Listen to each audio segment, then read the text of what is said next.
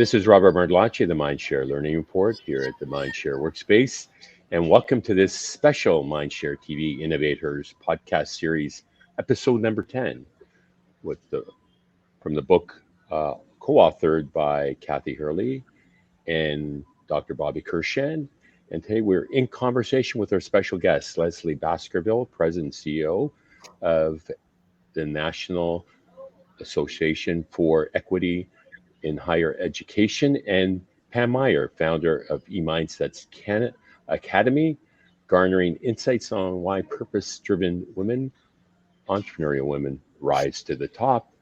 And joining me today is Lori Smulian, who is a contributor to the book, and we'll pass the baton over to her. Thank you for joining me today, Laura.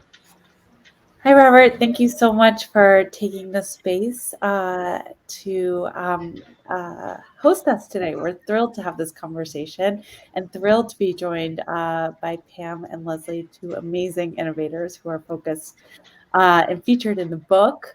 I will hand over the baton to let them introduce themselves. But just quickly, I wanted to remind everyone, InnovateHERs was a book that was a brainchild of Kathy Hurley and Bobby Kirshan, two researchers and leaders in the field of education. And they began studying in the pandemic this idea of what it means for women to be leading purpose-driven educational initiatives and what it means to rise to the top. So it's a study of over 25 women who are at the top of their game in purpose-driven organizations. And joining us today, we have Pam and Lezli. So why don't we begin, Lezli, if you would introduce yourself and tell us a little bit about your background. Sure. Thank you so much for allowing me to be here. I'm delighted. I'm Lezli Baskerville. The National Association for Equal Opportunity in Higher Education is the National Membership and Advocacy Association of all 106 historically Black colleges and universities and 70 predominantly Black institutions. My journey to this privileged station of service was as natural as melding my passions with my profession. I was born into a household where both my mother and father were justice janissaries. They were champions for all of the justice issues of their day, and they took my twin sister and me along with them to all of those battles and imbued in us at an early age what they thought were the things that were undergirding the disparities and the problems. And they were, the disparities in economics, the disparities in wealth and education and health and justice. And from the time I was 14, I worked with them literally on the lines and in the schools and in the courtrooms as they battled. And by the time I was 14, I knew I wanted to be a justice janissary, and was privileged to get on a path to doing that. And I've served from many vantages that afforded me the opportunity to use my voice, to use my training, to use the networks that I've acquired, and to build networks to provide greater voice to those who are underrepresented and underserved, principally focusing on African Americans, and more recently, and I guess for about the last decade, including Africans in the diaspora. Thank you so much, Lezli. I'm so excited to dive into your experience a little bit more. But since you were 14, that's incredible. It's a great trajectory. Pam, why don't you introduce yourself as well? We'd love to hear. Yeah, from sure. You. Thanks. I'm Pam Mayer, now Pam Mayer Miskauskas, and I have a journey also, and it's really all about innovation that's been a thread my whole life. As a psychologist in business industry, nonprofit, a variety of national and global organizations, I found that it's the key. Innovation in the environment, to build it, to encourage it, to support it, to nurture it is really what every organization is looking for. And it doesn't really matter whether you're a facilitator in a classroom or in a conference room, in a boardroom. We all want our teams to go beyond what they know, right? And so my whole purpose has been to help facilitate that process. And it included the co-authoring of the Entrepreneurial Mindset Profile, which is now 10 years old, and happily a very key part of the book, The Innovators. So it's my pleasure to be here. Thank you so much, and we're so thrilled to be talking to you, because your brainchild has now become the whole structure of this book, and really the research framework that we use to wrap our minds around how so many amazing women are rising to the top in purpose-driven orgs. So I'm really excited to speak with both of you about your expertise and your backgrounds. I want to begin with a concept that actually, Lezli, you brought up in the book, in your story. So you talk about this idea of Ubuntu. So, and I'll try and summarize it, but call me out if I'm not doing it justice. So you're basically talking about maintaining your own independence while also honoring and recognizing the interdependence of humanity. So the others that we're working with. And then, I'll just pause quickly because Pam, in your research, everything you've done has been about individuals and their individual mindset, and then also how that relates to teams. And so how can you leverage everyone's strength and build a team that takes advantage of everyone's mindsets? So I really see a lot of overlap in both of your work and your philosophies there. The first question is, how do you navigate that balance between maintaining your own entrepreneurial mindset or entrepreneurial traits, qualities, and then also fostering the interdependence of your team and being sure to leverage their strengths? How have you managed that in your careers? Go ahead, Lezli.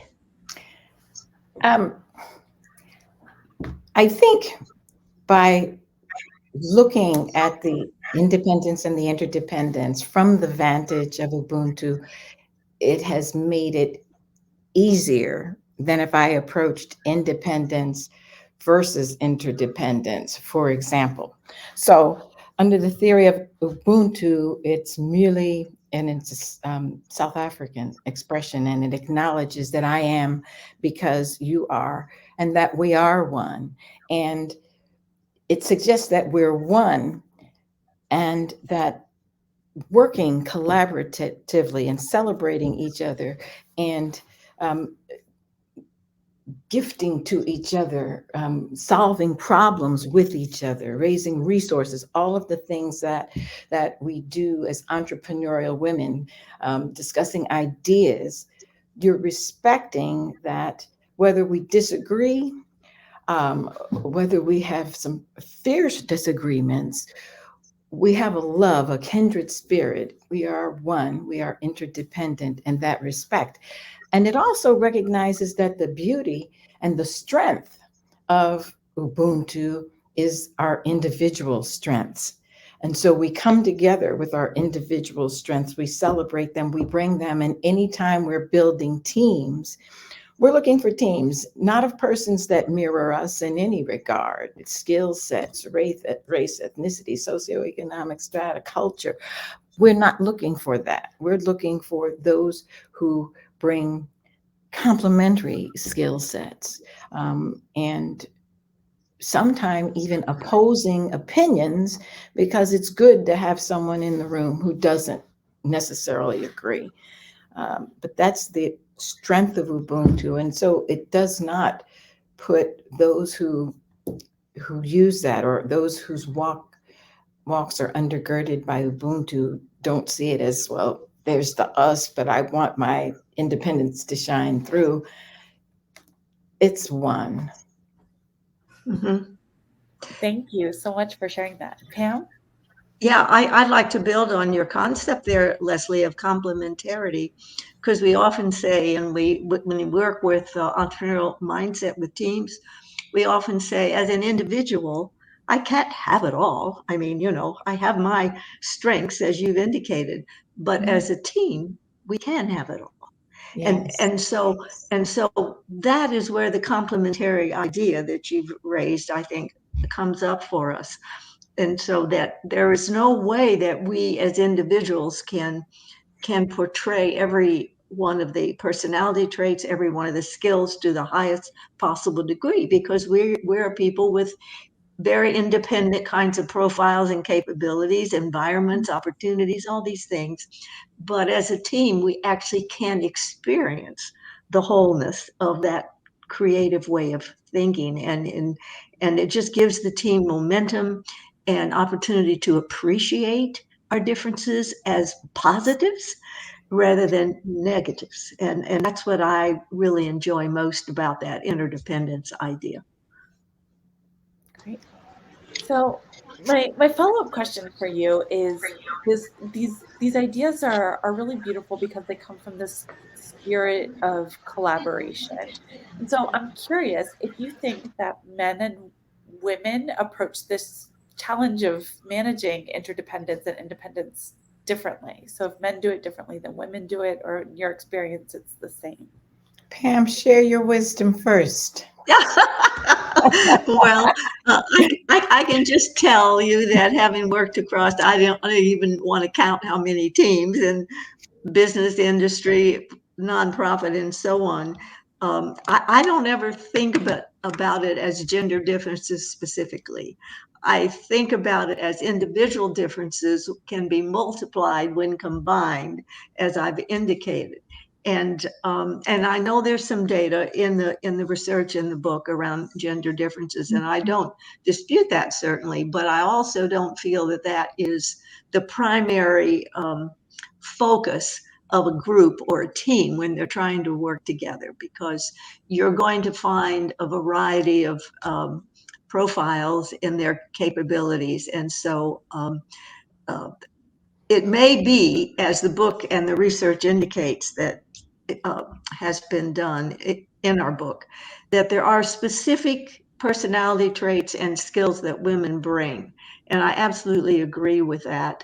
And I honor that, and I think it's awfully important. I also think that men bring specific profiles of capabilities and talents, and that we need it all. So I have never really been too tripped up around trying to ferret out who's lacking what and who's got what, because I don't find that to build momentum. I like a strength-based approach, which is okay. Here's a team of 10 people or 12 people, 7 men and 5 women or whatever it happens to be.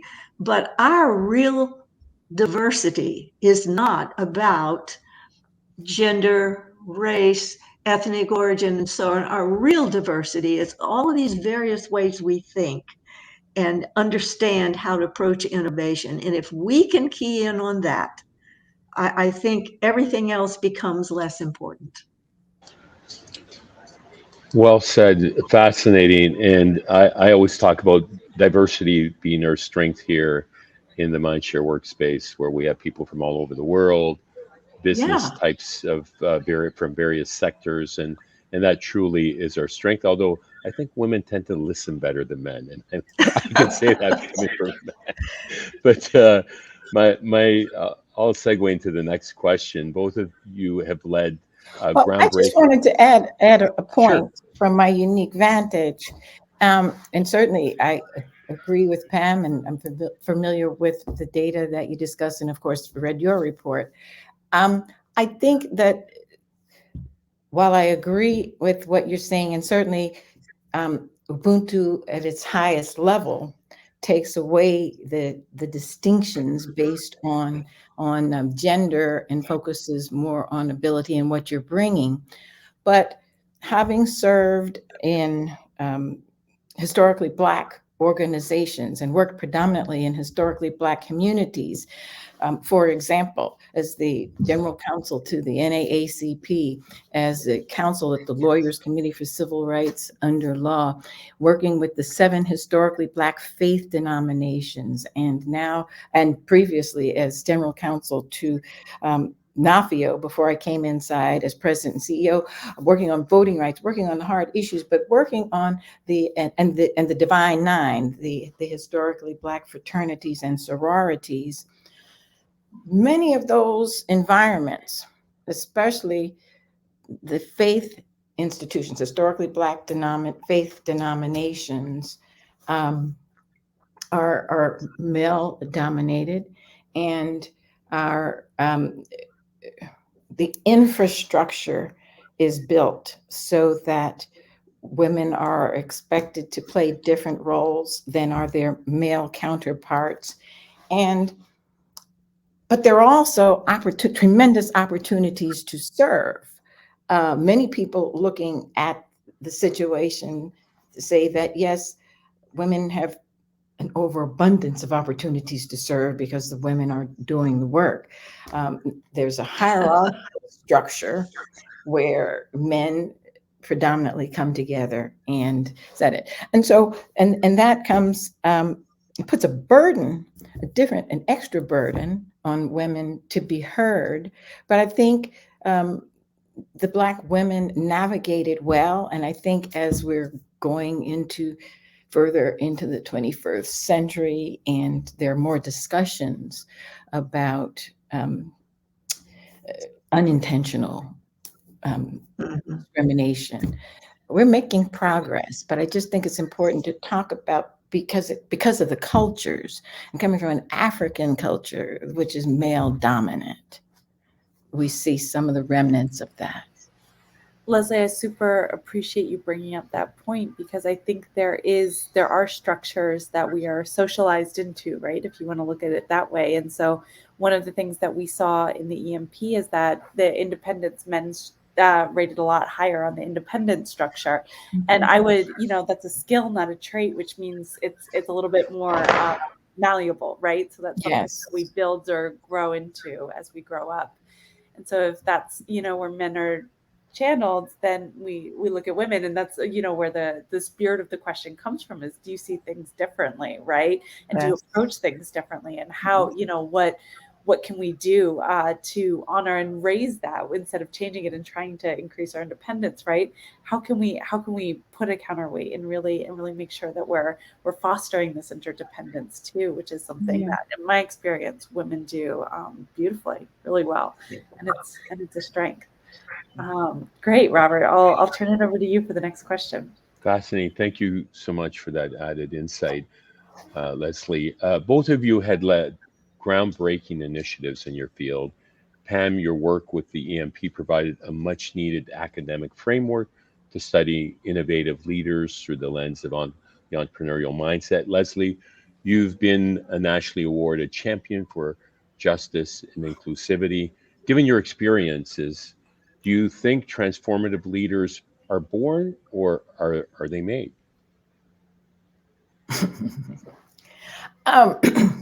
Well, I read Pam's data, and I understand there's a balance.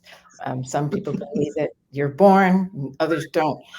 Coming from my vantage, when you start talking about what people are born with, I go down to the bottom with Shockley's eugenics and start talking about Black and brown people born inferior, and so on and on and on. So I'm not going there, but I think I don't necessarily think that people are born with the things that make for good leaders. I think that their environments shape them, and the environments begin to shape them early on. And so in households and communities where women are leaders and women are present, and they begin to exhibit leadership as a head of a household. So for example, a majority of African-American households are female headed. Then students begin to learn that if they're active in the community, as many African-American women are, particularly in voter participation, justice issues, and so forth, the students the kids, the younger people coming up, begin to see that, and they either intentionally, the adults intentionally or unintentionally, bring out those skill sets and the use of those things that then allow people to grow into those areas. And the same thing with men, whoever you are, and in your environments where there are more persons who reflect what the data in Pam's report highlight in terms of leadership skills, there'll be more opportunities for students to have those. But there's also an abundance of leadership skills that aren't reflected necessarily in the data that these students get because of the environment and because of repetition, and then in schooling and coming forward. So I don't think that I don't think you're born with it. I think your environment and experiences allows you to develop it, to hone it, to bring it out, and to align more with one set of skills than another. Well said. Thank you for that, Lezli. Pam, over to you. Yeah, and that is supported by all the research in positive psychology, which we've all seen, I think, as well. But my best guess is that for each of us, that combination is unique, right? And so in one person's situation, the environmental influence is more apparent. In another person's situation, the opportunities they were born into are more apparent, and so on. So it's always a combination, and it's never exactly the same for any two people, because timing, environment, as we've talked about, opportunities that people have, social, cultural obstacles, and things that block us, and so on, all have to be factored into it. It's the perennial question for many decades, but I can't ever see us departing from the fact that it's always some ratio, and that ratio may change over one's lifespan too, right? You know, as children growing up, that ratio of environmental influence is stronger, and so on. And then as we become adults, we move into a career, we move into a later stage in life, opportunities that we are given or have the ability to explore become more prominent. And then in certain configurations, a personality factor may be so well suited for that particular context. We can never forget that context is king in the manner in which these capabilities can actually be shown. I mean, I could take two individuals with very similar kinds of personality and skill profiles, put them into two different team environments, and the way in which they would operate would be quite different, because every team context is a social environment, and in one of them it may encourage independent thinking, and in another team you have to think, the organization line, if I might say that. So, but yet they could have similar capabilities. So context matters. Yeah. Love that. Lezli, any further thoughts on that? No, I don't.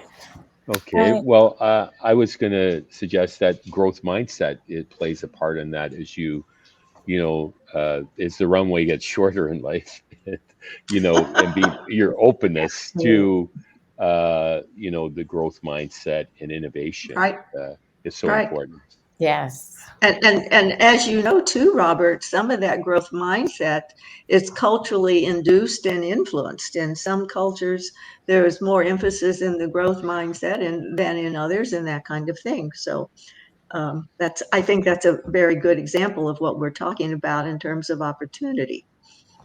My kids would often say to me, Dad, can you find some younger friends? Because my faculty hockey teammates were so much older, including my retired left winger from last year, who was our former president, Ian McDonald, who retired at 92. So I had this lens well into the future, throughout the decades. And over the course of 30 years, I am the elder statesman now, which it's just Wow, fascinating. that's frightening. But the learning that and being the mentorship that I garnered. And there were male and female professors that play hockey with us, by the way. And Uh-huh. I'm a sponge. I thrive on that. So Laura, did you have anything to add to this? I think it's really interesting. I want to just quickly touch on two things that I heard from Pam and Lezli, and it's really when we talk about exposure, and so what you're exposed to from a young age, and then going up through workforce, Pam, as you were mentioning, in one environment you act one way, and in another you can act a totally Right. different way, and so much of that happens from a young age. So I think if I could sum that up in a sentence, it would be transformative leaders are always being made. I mean, we're just we Mhm. start out a little bit more malleable, but we're always being made depending on what It's environment we're true. in and what we're exposed to. So I so I like that. really I like that phrase. You know, And Robert, I thought of something as you were responding, and then Laura, and you as well, Pam. The economics plays such an important part Yeah. because when you say transformative leaders are being made, the ability to experience the diversity of things that will make you a more well-rounded, more exposed person is limited. And so if you're in a community where your communities are your leaders are spending much of the time either individually or in an organized manner fighting for simple justice, fighting to close the education gap, the economic gap, the wealth gap, the health gap, the sustainability and justice gaps, and trying to have sufficient jobs or becoming entrepreneurial so that they can make ends meet. There's a different experience than if your parents, your guardians, many in the community are the corporate barons and are the ones who Right. have the extra resources to use to take advantage of all the social and cultural and academic and faith types of opportunities. No doubt. No doubt about that. Yeah. I've come across many leaders who have faced the struggle and challenge of, discrimination, first generation, immigrants, and poverty, and I experienced that growing up at different times in my life, Mhm. and uh, it put fire in my belly. The struggle Yeah. that you went through, Yes. and I wouldn't change it for the world, but it wasn't easy and very unpleasant at times. But hope is what I had, and mentorship from my coaches in sport helped me stay focused and gave me direction and helped me where I am today. Otherwise, I don't know where I'd be. So I'm grateful for all those people that I met along the way. Yeah. so You just mentioned something important, I think, Robert, and you used the term mentorship. And Kathy Hurley, has a section in the book Yes. about that, which is a lovely piece. And she uses a quote there that had been important to her, and the quote is "Make time for others." And I like that quote because I think where it intersects with what we're talking about, making time for others means really seeing who they are and what their capacities are, and that's where anything that helps us to see someone else's capacities, be it a social tool, a psychological tool, an intellectual tool, regardless of what it is, if we make time to see what that individual is bringing, and apart from all these environmental constraints, it can make all the difference. And you just said that, Robert. It can make all the difference for that individual. Kathy's been a great mentor to me as my former vice president at TLC, and we're Oh, still good friends. So that's blessed. great. And I Back to think you, Laura, or you finish up. yeah, Sorry. I think I just wanted to kind of segue into our next question because this conversation naturally is leading us there. So Pam, Lezli, both of you have become out of the box thinkers. You've been in difficult situations where you've had to create and create an environment where your teams could be entrepreneurial, or you've had to be entrepreneurial thinkers yourself and kind of rely on that. I'll use the word scrappiness or innovativeness to find solutions. So, as leaders of organizations yourself now, and as thought leaders, taking a step back and saying, what advice or what recommendation would you give to other leaders in order to create an environment where people can use their entrepreneurial skills to effectively address systemic issues, whether it's within an organization or whether it's in their communities or in the context that they're currently living in? Well, I'm going to build off of the conversation we just had about the value of teams, because oftentimes to do this as an individual is too hard, right? But to do it as part of a group, be it an activator group or be it a group that happens to be working together. So I think for me, at least, any opportunities that I've had that have ended up to be a successful outcome have been because I wanted others to do it with me. It was not about me doing it as much as it was who can be a part of this that would be both fun, interesting, productive, and useful.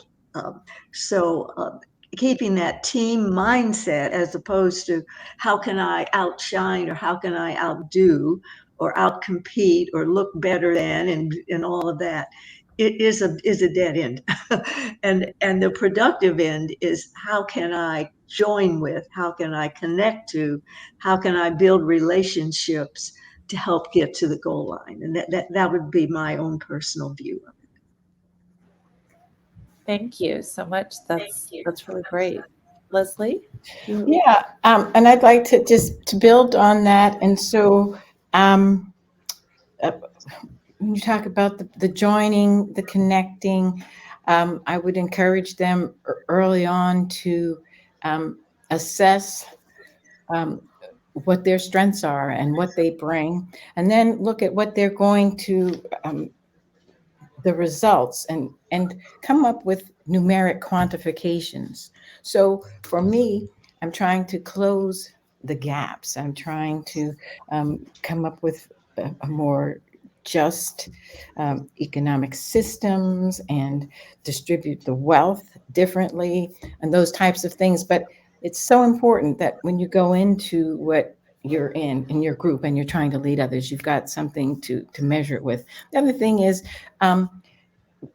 whoever is in your group, you've got to have the right communicators and the right information. And so it's essential that with your team, you have people that are top-notch communicators, and they communicate through different modalities, and they're targeting and touching the people whose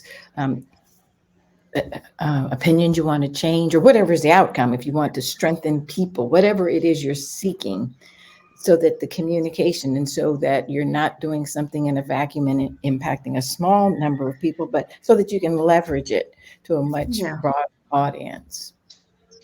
Mm-hmm. I think both of you touch on, bringing it back to the teams, right? And thinking about their strengths and I think it's really important. Communication is a huge skill. It's one that all of us need in order. We can bring these traits and skills and mindset to the table, but if we can't talk about it, right? We really got to build that at the end of the day, right? And that's really important. And Ubuntu, I want to bring it back to Ubuntu too, because if you just bring people together and you don't really respect and honor and see them as part of you, it's so much more difficult than if you look past all of the visuals and you see in their spirit, in their hearts, and other aspects of themselves, you and what they're going to bring, even if it's different, but that will make a difference toward your goals. Mm-hmm. Absolutely. So I know we're short on time. I want to wrap it up with one last question, if that's okay with you, Robert. Yes, go for it. Awesome. So we've got, everyone on the call, and I'll especially call out our guests, Pam and Lezli, who have dedicated your careers to creating positive change. Lezli, you've done this in education and social justice.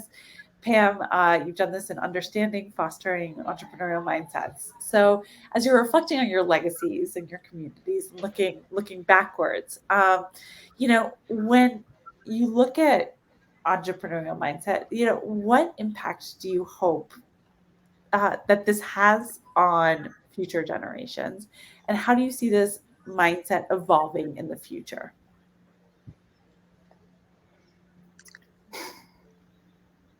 It's Okay, no I'll big deal. go. It's an easy question. That's a big question, by the way. We didn't say it was going to be easy. question. We We need didn't to want set to up another podcast just let to you talk off the about hook. this question and unpack it. Okay. Well, you didn't promise that, but here's just a really practical take on that question. We all know that in the 20th century, the big kind of movement was leadership and leadership development. I mean, I, as you know, worked in that field for many, many years in training, research, application, the whole 9 yards. And that was kind of the mantra in the 20th century. But frankly, I firmly believe that in the 21st century, it will be much more around innovative thinking, entrepreneurial mindset, because of the magnificence of the challenges that we face. We cannot think of just leading ourselves and others. We have to think much more broadly. And so I fully expect what used to be the coin of the realm would be leadership. I think this will become the coin of the realm in the 21st century. Thank you so much, Lezli. Tell me the first part of the question again, please. So, what impact do you think, entrepreneurial mindset can have on the future generations, and how do you see it evolving in the future? Okay. So may I take a slight variance and tell you what I'm hoping that my service, my privileged service, will yield, because that's also what I would like to see more broadly.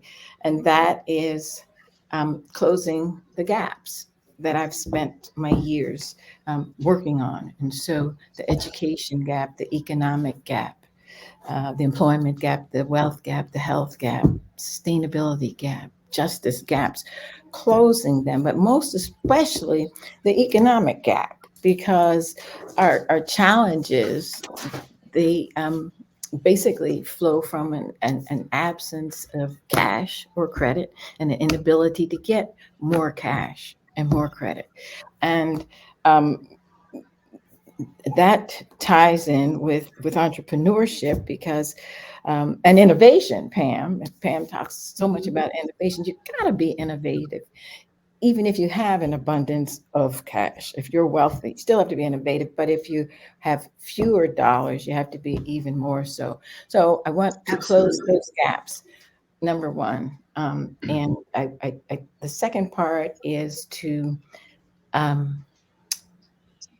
bring the sense of Ubuntu, of love, of oneness, as we look at where America, not just America, but the world is today, with increased bigotry, increased hostility, increased hatred of persons about whom they know virtually nothing, less desire to know and understand people by their spirits, their cultures, their experiences, what they can bring. And that, it really frightens me. As hatred is growing up, not only in your backyard, but across the seas, I see retrogression in so many areas. And it's not accidental that as these things are going on right here in America, you see retrenchment in the Voting Rights Act, the most fundamental right in America. But you're also seeing a misunderstanding and retrenchment in diversity as a concept that says, particularly in higher education, we see greater and more tremendous outcomes for all students if they're in an environment that reflects a broad, rich diversity of experiences of persons who are in humankind.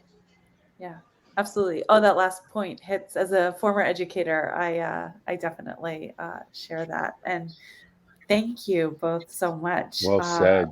sharing Any those experiences, Robert. any final thoughts to share before we wrap up? Pam? Well, just know that everyone has entrepreneurial mindset in some form or fashion. And our goal is to help you uncover that so that you are aware of it in yourself and in others. Yeah, and I'd like to say, from my vantage, as the president and CEO, general counsel of NAFIO, the nation's 106 historically Black colleges and universities and 70 predominantly institutions, I've been at the helm now for my 19th year. When I came into NAFIO Wow. 19 years ago, I met a gentleman who had written about the entrepreneurial mindset based on Uncle Cleve, Black man who was the milkman in Mississippi. And I read the book in the manner that I read Pam's report today. And I was so struck by its importance, especially to the Black community and other communities that are under-resourced, but have also been denied many opportunities. And so I worked through some foundations and others so that we could offer at the time in every HBCU business school Uncle Cleve's entrepreneurial mindset.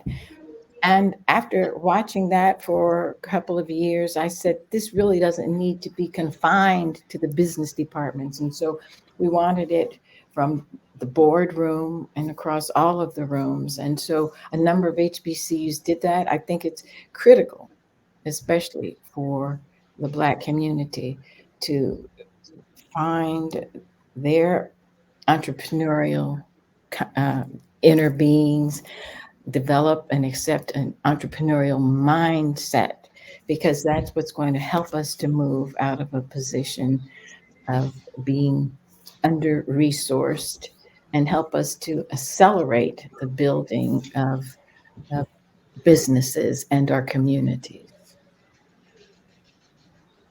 Well said, Leslie, Pam, Laura. Thank you for this. Thank you so much for the tremendous Thank you. opportunity to be with you this evening. It was This delightful. Thank you. This concludes our MindShareTV InnovateHERs podcast series, episode number 10. My name is Robert Merglanchi.